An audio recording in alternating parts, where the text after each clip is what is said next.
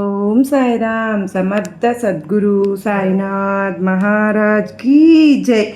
మన సాయి బిడ్డలందరికీ కూడా కార్తీక పౌర్ణమి శుభాకాంక్షలు.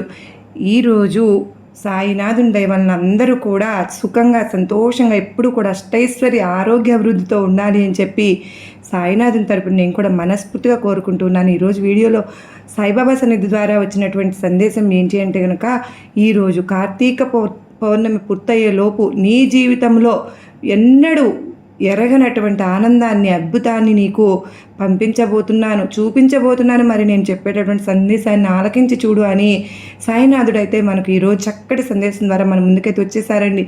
మరి సందేశాన్ని ఎందుకు అందించాలనుకుంటున్నారు, ఏం చెప్పాలనుకుంటున్నారు అనేది మనం సాయినాథుని మాటల్లో తెలుసుకుందాం. వీడియో మొదలు పెట్టే ముందు ప్రతి ఒక్కరికి ఒక చిన్న రిక్వెస్ట్ అండి.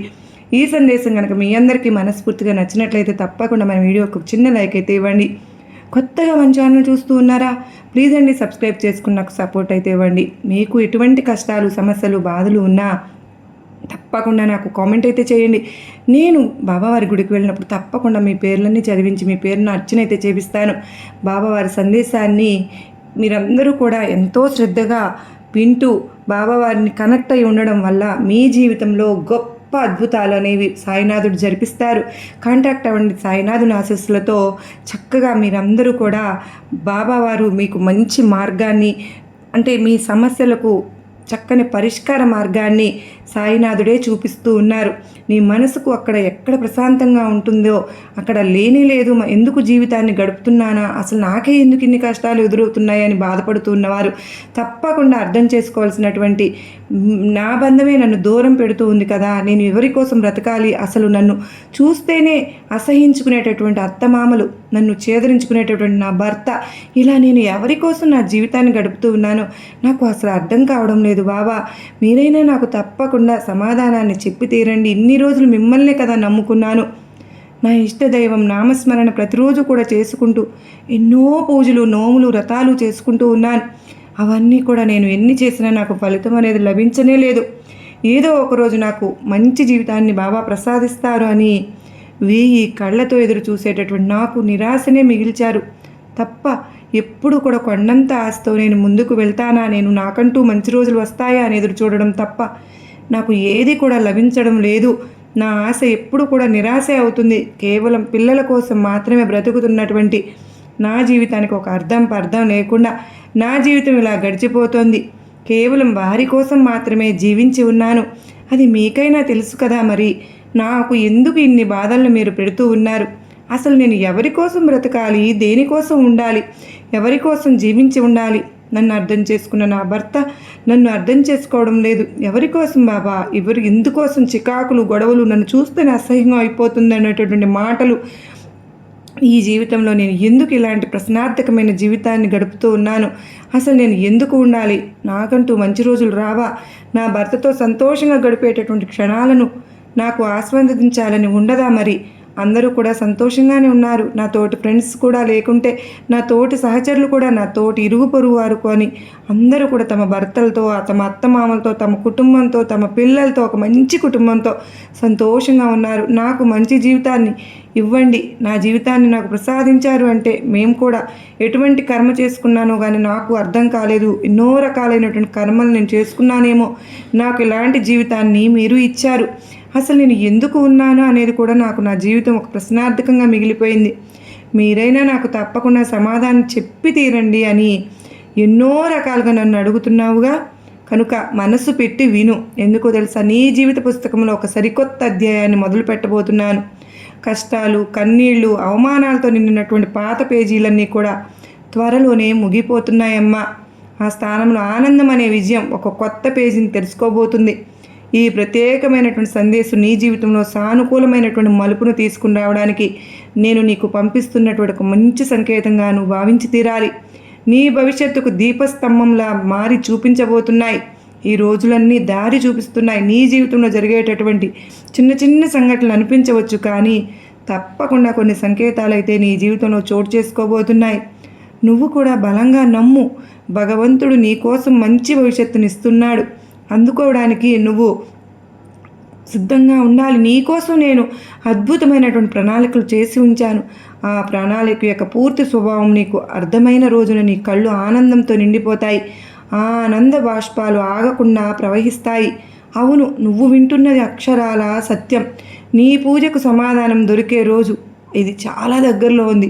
తీరిక లేకుండా ఎన్నో పనుల ఒత్తిడిలో మునిగిపోయి ఉన్నటువంటి నీకు కొంత సమయాన్ని నువ్వు కేటాయించి ఈ సందేశాన్ని వింటే తప్పకుండా ప్రశాంతమైనటువంటి మనస్సును నీది అవుతుంది. కనుక ఇప్పుడు నేను చెప్పబోయే విషయాలన్నీ కూడా నీ ఆత్మ లోతుల్లోకి ఇంకేలాగా విను.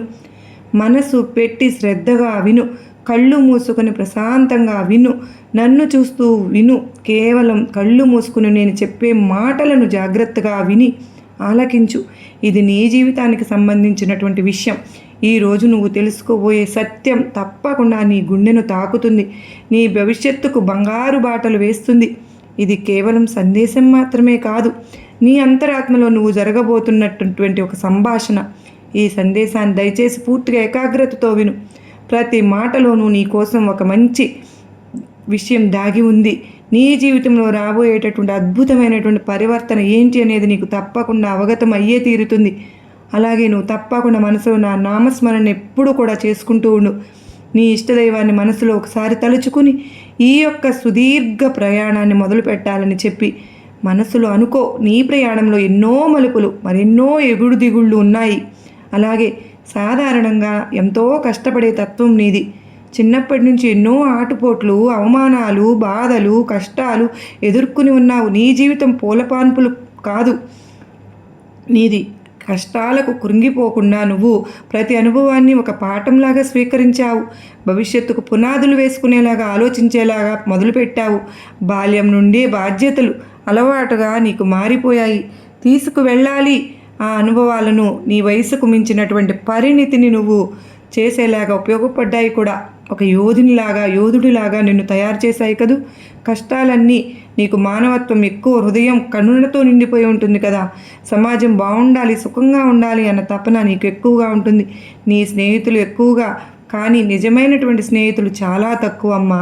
ఎటువంటి భేదాలు లేకుండా అందరితో నువ్వు కలిసిపోతావు, కానీ నీ మనసును అర్థం చేసుకునేవారు అరుదుగా ఉన్నారు. ఎప్పుడు కూడా నువ్వు స్వతంత్రంగా ఉండడానికి ఇష్టపడతావు. బానిసత్వానికి అసలు సహించలేనేవు. స్వతంత్రమైనటువంటి స్వేచ్ఛను పొందాలని అనుకుంటున్నావు, కానీ నిన్ను అడుగడుగున తొక్కి పడేటటువంటి జనాల మధ్య ఈ కలికాలంలో బతుకుతూ ఉన్నావంటే నువ్వంత గొప్ప అదృష్టవంతురాలివి ఇంకెవరూ కూడా ఉండరు. చాలా ధైర్యవంతుడివి.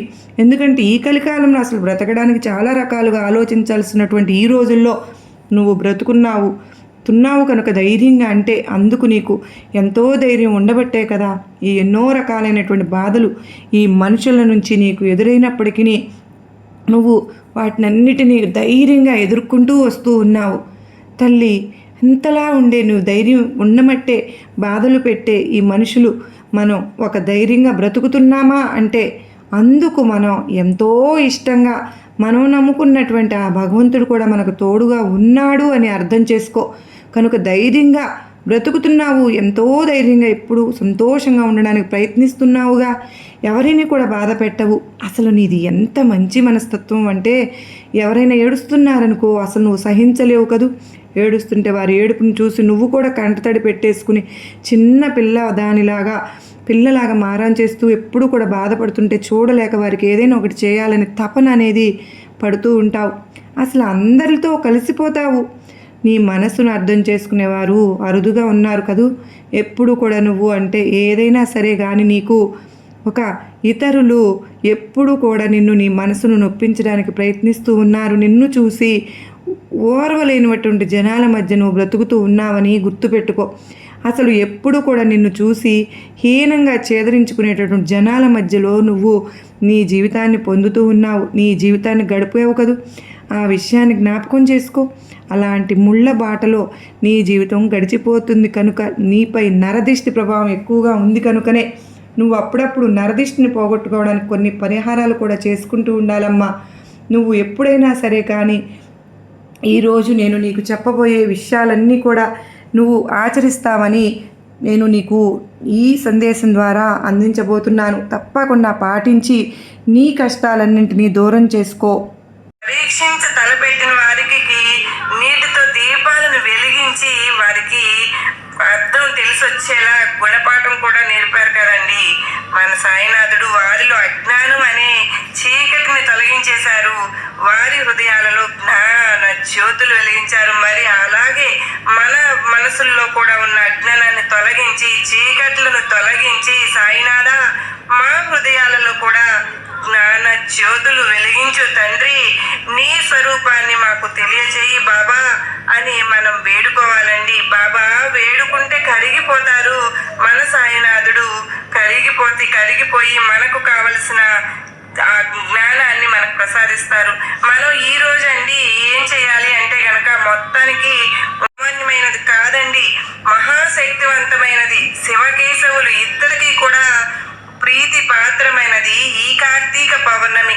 కార్తీక మాసం మొత్తం కూడా మనం శ్రద్ధ భక్తులతో నదీ స్నానం చేసి దీపారాధన చేసుకుని శివకేశవులను మనం పూజించి స్తుతిస్తూ ఎంత ఫలితం అయితే వస్తుందో ఈ రోజు కార్తీక పౌర్ణమి రోజు ఇప్పుడు చెప్పబోయే విధంగా కనుక మనం పూజ చేసుకుంటే అంత ఫలితము వస్తుంది ఫ్రెండ్స్. ఈ కార్తీక పౌర్ణమి పూజను మనం స్త్రీలైన పురుషులైన చిన్నపిల్లల పెద్దవారు మొత్తం అందరూ ఎట్టి ఎవరైనా సరే చేసుకోవచ్చండి. ఇంతకీ కార్తీక పౌర్ణమి పూజ ఎలా చేసుకోవాలి అంటే కనుక కార్తీక పౌర్ణమి ఈ రోజు ప్రాతకాలంలోనే నిద్ర లేచి, అంటే సూర్యోదయానికంటే ముందే మనం నిద్ర లేచి అవన్నీ మనం చేసుకుంటూ ఉన్నాం కదా. సముద్ర స్నానం చేయకపోయినా నదీ స్నానంలో అయినా సరే ఎక్కడైనా సరే వెళ్ళి స్నానం చేసి వచ్చి మనం పూజను మొదలు పెట్టుకోవచ్చు. నది కూడా లేకపోతే చెరువులో అయినా స్నానం చేయవచ్చు అండి. చెరువు కూడా లేకపోయింది అనుకోండి, ఇంట్లోనే మనం చక్కగా స్నానం చేసుకుని ఇంట్లో స్నానం చేసేటప్పుడు నీళ్లలోకి తప్పకుండా గోమూత్రం కలుపుకుంటే చాలా మంచిది ఫ్రెండ్స్. ఈ రోజు కాస్త గోమూత్రం మనం సంపాదించుకుని ఒక చిన్న బాటిల్లో గోమూత్రాన్ని కూడా తెచ్చుకుని ఇంట్లో పెట్టుకుని మనం కార్తీక పౌర్ణమి రోజు కనుక స్నానం చేసేటప్పుడు ఆ గోమూత్రాన్ని నీళ్ళల్లో కలుపుకుని, ఎందుకంటే గోమూత్రానికి నీళ్ళల్లో కలుపుకుని కార్తీక పౌర్ణమి రోజున కనుక స్నానం చేసినట్లయితే కాశీలో గంగా నదిలో స్నానం చేసినటువంటి ఫలితం వస్తుంది అని మనకు పురాణాల్లో మనకు పెద్దలు చెప్పి ఉన్నారు. గోమూత్రంలో సాక్షాత్తు గంగాదేవి కొలువు తీరి ఉంటుందండి. దాంతో పాటుగా ఒక తులసి దళము బిల్వదళము నీళ్ళల్లో వేసుకుని తలస్నానం చేసుకుని సమస్త నదులలోనూ స్నానం చేసినటువంటి ఫలితం మనకు వస్తుంది ఫ్రెండ్స్. అంటే ఈ ప్రపంచంలో ఎన్ని నదులు ఉన్నాయో అన్ని నదుల్లోనూ స్నానం చేసినటువంటి ఫలితం మనకు వస్తుంది. కనుక చక్కగా ఇంట్లోనే మనం స్నానం చేసి కుదిరినటువంటి వాళ్ళు నదీ స్నానము లేదంటే ఇంకా మంచిది సముద్ర స్నానం అయితే చేసేటప్పుడు అప్పుడు పుణ్య నదులను స్మరించుకుంటూ అదే బకెట్లో మనం కాస్త గోమూత్రం తులసి దళము బెల్వదళము వేసుకుంటాం కదా, చక్కగా కుడి చేతితో ఇలా నీళ్ళని తిప్పుకుంటూ తలుచుకుంటూ గోదావరి సరస్వతి నర్మదే సింధు కావేరి అని అనుకుంటూ మనం స్నానం ముగించుకుని నదీ దేవతలను తలుచుకుంటూ ఇంకా మనం పూజను మొదలు పెట్టుకుని చేసుకుంటే చాలా ఫలితం అనేది మనకు కలుగుతుంది. ముఖ్యంగా స్నానం చేసుకున్న తర్వాత తెల్లని వస్త్రాలను ధరించుకున్నట్టయితే పురుషులైతే ఎవరైనా సరే తెల్లని వస్త్రాలు ధరించుకుంటారు ఈరోజు. అంటే కార్తీక పౌర్ణమి కదండి, చాలా మంచిది. మనం ఈ తిరుపుండ్రాలు బొట్టు కూడా ధరించుకుంటాము. స్త్రీలు అయితే కనుక పసుపు కుంకుమ మనం పెట్టుకుని తలలో పూలు అవి పెట్టుకుని చేతి నిండా గాజులు అవి వేసుకుని ఈరోజు మనం భగవంతుడిని ఆరాధించుకోవాలండి. అసలు మొదట తులసి పూజ చేసుకోవాలి. అంటే బృందావనం తులసి చెట్టు దగ్గరకు వెళ్ళి దీపం అది వెలిగించుకుని తులసీదేవిని మనం పూజించుకోవాలి. ఆ తరువాత ఇంట్లో కార్తీక పౌర్ణమి రోజున కనుక ఈ రోజున పూజను శివకేశవులకు మంచిగా ముగ్గులు పెట్టుకుని గడపకు పుష్పది రాసుకుని కుంకుమ బొట్లు పెట్టుకుని పూలు సమర్పించుకుని మనం 2 దీపాలను అవన్నీ వెలిగించుకుని ద్వారం దగ్గర కూడా చక్కగా పూజా మందిరంలోనూ అన్ని చోట్ల కూడా దీపాలను మాత్రం చక్కగా పెట్టుకోవాలి ఫ్రెండ్స్. కనీసం శివకేశవుల్ని మనం ఈరోజు పూర్తిగా పూజ గదిలో ఉన్నటువంటి మొత్తాన్ని చక్కగా శుభ్రం చేసుకుని శివకేశవులకు మంచి మంచి పత్రి పూజలు పువ్వులు అవన్నీ తెచ్చుకొని పెట్టుకుని పూజ గది అంతా కూడా చక్కగా తుడుచుకుని ముగ్గులు పెట్టుకుని దేవతా చిత్రపటాలను పూలతో అలంకరణ చేసుకుని ఆ తరువాత సాయినాథుని శివకేశవుల ముందర చక్కగా దీపారాధన చేసుకుని దీపంలోకి ఆవు నెయ్యి కావచ్చు నువ్వుల నూనెైనా కావచ్చు అండి మూడు ఒత్తులు వేసుకుని చక్కగా దీపాన్ని వెలిగించుకుని దీపానికి గంధము కుంకుమ అక్షతలను పూలను సమర్పించుకుని కొంతమంది అయితే రండి కార్తీక పౌర్ణమి రోజు పూజ గదిలో కొబ్బరికాయ దీపాన్ని కూడా వెలిగించుకోవాలి ఫ్రెండ్స్. అలా అయితే మనం వెలిగించుకోవచ్చు. అంటే కొబ్బరికాయను కూడా కొట్టుకుని ఈ లోపల ఉన్నటువంటి తీర్థాన్ని ఆ నీళ్ళనంతా కూడా ఒక గ్లాసులోనికి తీసుకుని ఆ లోపల ఉన్నటువంటి తడినంతా కూడా ఒక బట్టతో మనం తుడుచుకుని మనం తర్వాత ఆ కొబ్బరికాయ చిప్పల్లోకి ఆవు నెయ్యి కావచ్చు లేకపోతే నువ్వుల నూనెైనా కావచ్చు అండి ఏదైనా సరే పోసుకుని మూడు ఒత్తులు వేసి దేవునికి అటుపక్కన ఇటుపక్కన ఉంచి కింద ధాన్యం పోసి బియ్యమైనా కావచ్చు గోధుమలైనా కావచ్చు ఒడ్లు కావచ్చు ధాన్యం అనేది పోసి దాని మీద ఈ చిప్పలు పెట్టి చక్కగా నూనె పోసుకుని ఒత్తులు చేసుకుని ఆ కొబ్బరి చిప్పలో దీపం వెలిగించినట్లయితే మృత్యు దోషాలు తొలగిపోతాయండి. అకాల మృత్యు దోషాలు తొలగిపోయి సంపూర్ణ శివ అనుగ్రహం మనకు కలుగుతుంది. అది మనకు పెద్దలు చెప్పారు కనుక మనం కొంతమంది ఉసిరికాయ దీపాన్ని కూడా వెలిగిస్తారు ఫ్రెండ్స్. కార్తీక పౌర్ణమి రోజు ఉసిరికాయ దీపాన్ని మనం వెలిగించుకుంటే కనుక ఉసిరికాయ దీపం ఎలా వెలిగించుకోవాలో మనం నిన్న వీడియోలో చెప్పుకున్నాం కదండి. ఉసిరికాయను కోసేసి కాస్త గుంతగా చేసి దాంట్లో నెయ్యి పోసుకొని 2 ఒత్తులు చేసుకుని చక్కగా ఒక ప్లేట్లో కానీ తమలపాకు మీద కానీ ఆ ఉసిరికాయలు పెట్టి దీపాలు వెలిగించి భగవంతునికి హారతి ఇస్తారు కదా. శివకేశవులకు ఆ తర్వాత దేవునికి పూలను పెట్టి ధూపము అంటే అగరబత్తులు అవి మనం వెలిగించుకుంటాం కదా ప్రతిరోజు పూజ చేసి ఆ తర్వాత నైవేద్యం ఏం పెట్టాలి అంటే చక్కెర పొంగలి కానీ పులిహార దద్దోజనం కానీ ఈ 3 నైవేద్యాలను కార్తీక పౌర్ణమి రోజున భగవంతునికి శివకేశవులకు సమర్పించి వాటిని ప్రసాదంగా మనం కూడా స్వీకరించాలండి. ఆ తరువాత శివకేశవులు అష్టోత్తర శతనామావళి స్తోత్రాలు చదువుకోవాలి. అంటే మనం స్తోత్రాలు అవి ఈ రోజు మొత్తం అందరూ కూడా నామావళిని గోవింద నామాలు బిల్వాష్టకము ఇవన్నీ కూడా చదువుకుని భగవంతునికి నమస్కారం చేసుకుని కార్తీక పౌర్ణమి రోజున కనుక ఉపవాసం చేసినట్లయితే ఈ కార్తీక మాసం మొత్తం ఉపవాసం చేసినటువంటి ఫలితం మనకు కలుగుతుంది ఫ్రెండ్స్. శివకేశవులు పరిపూర్ణమైన అనుగ్రహం మనకు కలుగుతుంది. అంటే మనకు బీపీలు కానీ షుగర్లు కానీ అనారోగ్య సమస్యలు ఎటువంటివి ఉన్నా కూడా మనం ఉపవాసం చేయవలసిన అవసరం అనేది లేదండి. వాళ్ళకు మనం చేయమని చెప్పట్లేదు. ఎవరైనా సరే 12 సంవత్సరాలు లోబడినటువంటి పిల్లలు కానీ ఉపవాసం కూడా చేయకూడదు. 60 సంవత్సరాలు దాటిన వృద్ధులు కూడా ఉపవాసం చేయకూడదు ఫ్రెండ్స్. ఆరోగ్యం సహకరించినటువంటి వాళ్ళు మాత్రం చక్కగా ఉపవాసం అనేది చేసుకుని కటిక ఉపవాసం అవసరం లేదండి. పాలు పళ్ళు తీసుకోవచ్చు. లేకపోతే కనుక మనం వ్రతం చేసుకుని అంటే ఉదయం పూజ చేసిన తర్వాత ఉపవాసం ఉండి సాయంత్రం పూజ అయిన తర్వాత చక్కగా భోజనం తినవచ్చండి. ముఖ్యంగా కార్తీక పౌర్ణమి రోజున కుటుంబ సభ్యులందరూ కూడా శివాలయానికి వెళ్ళి అక్కడ చక్కగా మనం గోత్రనామాలతో పూజ చేయించుకుందాం. లేకపోతే కనుక విష్ణుమూర్తి దేవాలయం అంటే విష్ణుమూర్తి దేవాలయానికి వెళ్ళి అక్కడ మన గోత్రనామాలతో వెంకటేశ్వర స్వామి గుడిలో అయినా చేయించుకుందాం. ముఖ్యంగా పూజారి వారికి మాత్రం స్వయంపాకం దానం ఇవ్వాలండి. స్వయంపాకం ఎలా ఇవ్వాలో మనకు తెలుసు కదా. మనం బియ్యము పప్పు బెల్లము కూరగాయలు దాంతో పాటుగా తాంబూలంతో పాటు ఒక కొంచెం దక్షిణ కూడా మనం సమర్పించుకుంటే కనుక తర్వాత దీపదానం చేస్తే చాలా మంచిదండి. ఈరోజు కొంతమంది వెండి దీపాలు దానం చేస్తారు. లేకపోతే పిండి దీపాలను కూడా దానం చేయవచ్చు. లేకపోతే ఉసిరి దీపాన్ని కూడా దానం చేయవచ్చండి. దీపదానం చేస్తే మహాపుణ్యం అని పూజారి గారి పాదాలకు నమస్కారం చేసుకుని ఆ తరువాత దేవాలయంలో 365 ఒత్తుల దీపాన్ని వెలిగించుకున్నాం. భార్యాభర్తలు కలిసి వెలిగిస్తే చాలా మంచిదండి. కుదరకపోతే కనుక భార్య కావచ్చు భర్త కావచ్చు ఎవరో ఒకరు శివాలయంలో అయినా వెలిగించవచ్చును. లేదంటే విష్ణు దేవాలయంలో అయినా వెలిగించవచ్చును. లేకపోతే 2 దేవాలయాల్లో కూడా వెలిగించుకోవచ్చు ఫ్రెండ్స్. తప్పైతే ఏం లేదండి. ముఖ్యంగా కార్తీక పౌర్ణమి నాడు దుర్భాష భాషలు ఆడుకోవడం, ఒకరినొకరిని చెడ్డ మాటలు మాట్లాడుకోవడం అనేది, వేరే వాళ్ళ మనసును బాధ పెట్టడం అనేది అసలు చేయకూడదు. ముఖ్యంగా మనం గోర్లు కత్తిరించుకోవడము, తలపలు చేయించుకొచ్చుకుంటారు కదా, మధ్య మాంసాలను స్వీకరిస్తూ ఇటువంటి పొరపాట్లు అస్సలు చేయకూడదండి. ఈరోజు సాయంకాలం వరకు కూడా శ్రద్ధాభక్తులతో భగవంతుని చింతనతో గడిపి సాయంత్రం మన ఇంట్లో మళ్ళీ యథాశక్తిగా మనం దీపాలు వెలిగించుకుని పూజ చేసుకుని రాత్రికి మాత్రం బ్రహ్మచర్య దీక్షను మాత్రం పాటించినట్లయితే మనకు శివకేశవుల పరిపూర్ణమైన అనుగ్రహం కలుగుతుందని, కార్తీక పౌర్ణమి రోజు ఇలా అందరూ కూడా శివకేశవులను పూజించుకుని భగవంతుని కృప కరుణ కటాక్షములకు అర్హులం అవుదామని, కార్తీక పౌర్ణమి నాడు దీపదానం చేసినా కూడా, వస్త్రదానం చేసినా కూడా, స్వయం పాకం దానం చేసినా కూడా, పాదరక్షలు దానం చేసినా కూడా, ఛత్రం అంటే గోదానం చేసిన, భూదానం చేసిన, సువర్ణ దానం చేసినా కూడా, ఏ దానం చేసినా కూడానండి కోటి రెట్లు ఫలితం కలుగుతుంది ఫ్రెండ్స్ అని సాక్షాత్తు మనకు వేదవ్యాస మహర్షి చెప్పారు. కనుక కార్తీక పౌర్ణమి రోజు మన శక్తి కొద్దీ కూడా దానం చేద్దాం, భగవంతుని పూజిద్దాం, స్వామి యొక్క అనుగ్రహాన్ని పొందుదాం.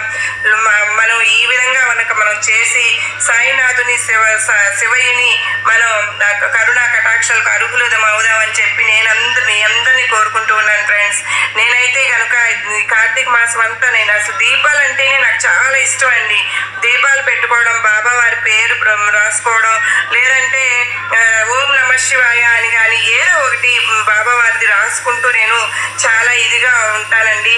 అయితే కనుక ఈ ప్రతిసారి కూడా ప్రతి సోమవారం వెంకాయలు 3 జ్యోతులను వెలిగించుకున్నా కూడానండి మనకు ఎంతో మంచి జరుగుతుంది. మారేడు ఆకుల పైన కానీ, ఇంకా బిల్వపత్రం కానీ, మనకి ఏ ఆకులు దొరికితే ఆ 3 నేను చేసిన ఆకులు, ఆ ఆకుల పైన మీరు ఆవు నెయ్యితో కానీ లేకుంటే నువ్వుల నూనెతో కానీ వెలిగించిన దీపాన్ని అయితే మీరు శివయ్యకు పెట్టి రండి.